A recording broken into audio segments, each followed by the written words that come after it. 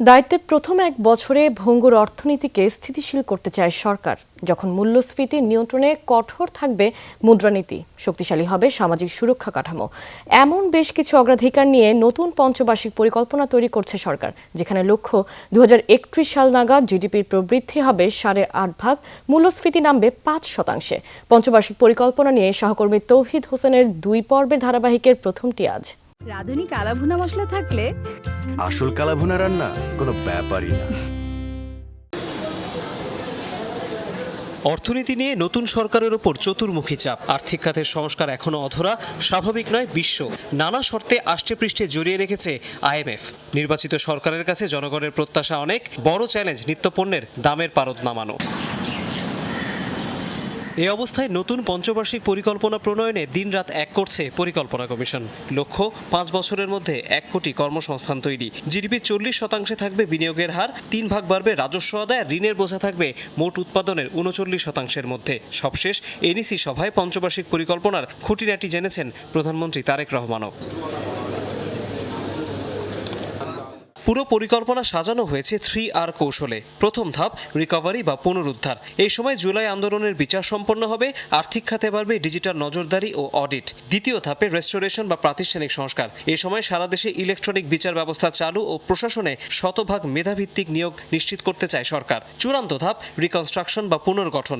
এই পর্যায়ে জিডিপি ও বিনিয়োগের গতি বাড়ানো হবে আসল লক্ষ্য। পূর্ণ ক্ষমতায় চালু করা হবে ন্যায়পাল অফিস। দুর্নীতি কমাতে ডিজিটাল ফাইল ম্যানেজমেন্টের আওতায় আসবে সব কার্যক্রম।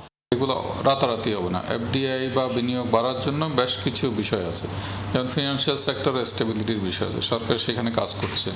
বিজনেস এনভায়রনমেন্ট আরও ইজিং করার জন্য কাজ করা হচ্ছে। আমাদের এখানে খুব ক্লিয়ারলি 5-year স্ট্র্যাটেজিক ফ্রেমওয়ার্কের ডিরেগুলেশনসের কথা বলা হয়েছে। তারপরে ডুইং বিজনেসকে আরও ভালো করা আছে বেশ কিছু নতুনত্ব। কেন্দ্রীয় কৃষি হাব ও ওয়ান স্টপ সার্ভিসের আওতায় আসবেন কৃষক। ন্যাশনাল ফাউন্ডেশন লার্নিং মিশনের মাধ্যমে বাধ্যতামূলক করা হবে গণিত চর্চা।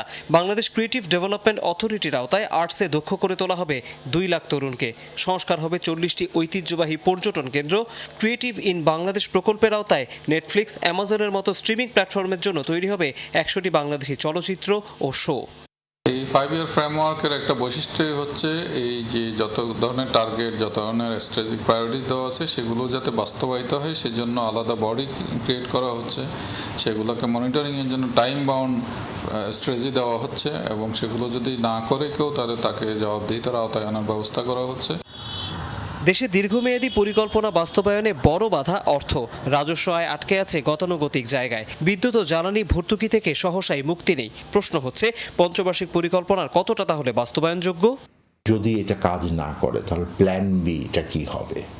সুতরাং আপনি যদি ইনফ্লেশন নিচে নেমে না আসে তাহলে কি আমি অর্থনীতির আকার ধরে পার ক্যাপিটা ধরেও কিন্তু আমি যেতে পারি আমার গ্রোথ যদি কম হয়, কারণ ইনফ্লেশন আর গ্রোথ যোগ দিয়ে মাথা পিছু আয় হয়। সো অ্যাঙ্কার ভ্যারিয়েবল কোনটা হবে? নতুন পঞ্চবার্ষিক পরিকল্পনা কার্যকর হবে 2026-27 অর্থ বছরের প্রথম দিন থেকে। তৌহিদ হোসেন, যমুনা নিউজ, ঢাকা।